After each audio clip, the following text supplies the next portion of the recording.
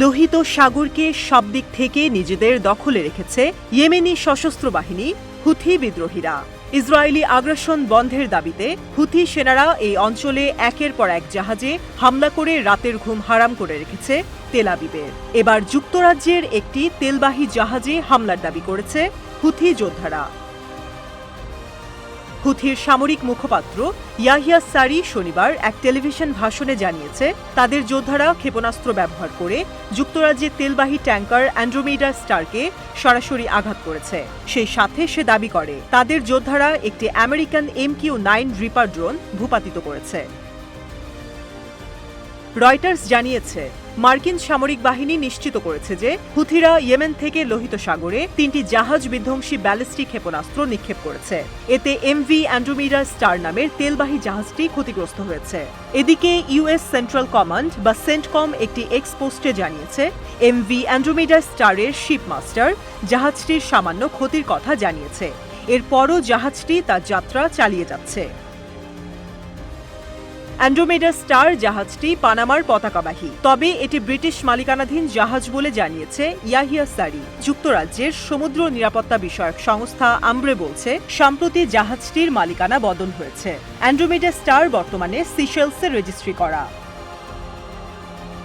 হুথির সামরিক মুখপাত্র আরও জানিয়েছে, ইয়েমেন তাদের আকাশ সীমায় ক্ষেপণাস্ত্র সহ মার্কিন সামরিক বাহিনীর একটি MQ-9 রিপার ড্রোন ভূপাতিত করেছে।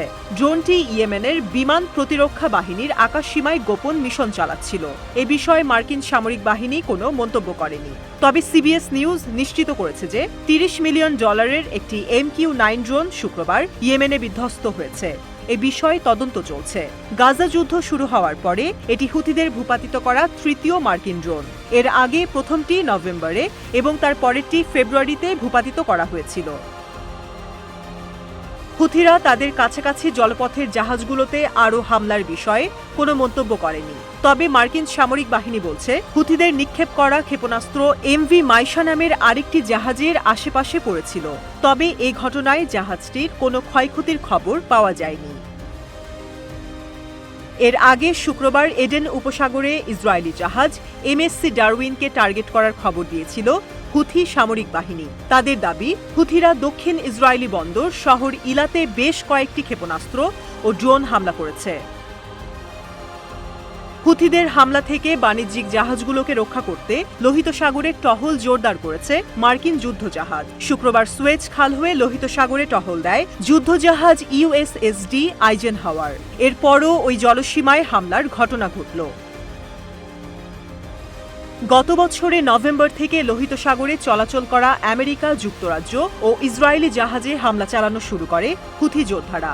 গাজায় ইসরায়েলি গণহত্যার প্রতিবাদ ও ফিলিস্তিনিদের প্রতি একাত্মতা প্রকাশের অংশ হিসেবে তারা এসব দেশের জাহাজকে লক্ষ্য করে হামলা চালাচ্ছে বলে জানিয়েছে হুথি যোদ্ধারা।